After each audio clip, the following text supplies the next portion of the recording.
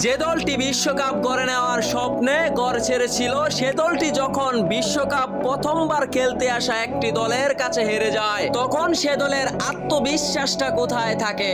হ্যাঁ দর্শক, বলছিলাম কাতার ওয়ার্ল্ড কাপের আর্জেন্টিনা বনাম সৌদি আরবের ম্যাচের কথা। কি ঘটেছিল সেই দিন আলবিসেলেস্তাদের সাথে? ভাগ্য কতটা নির্মম ছিল সেদিন, টানা 3টি গোল বাতিল হয় অফসাইডে। শুধু তাই নয়, একের পর এক অ্যাটাকিং গোল হওয়ার মতো বলগুলো যখন গোল না হয়, তখন যেন আকাশ ভেঙে পড়লো আলবিসেলেস্তাদের। অবশেষে সৌদি আরবের সাথে 2-1 গোলে হারার পর যে হতাশার ছাপ দেখতে পেয়েছিলাম সর্বকালের সেরা খেলোয়াড় লিওনেল মেসির চোখে মুখে, সেই হতাশাই যেন এনে দিয়েছে 32 বছর পরে খরা কাটিয়ে বিশ্বকাপ। তবে সেদিন সৌদি আরবের সাথে হার, আজ আমাদের আর্জেন্টিনার ভক্তদের মনে কোনো কষ্ট নেই।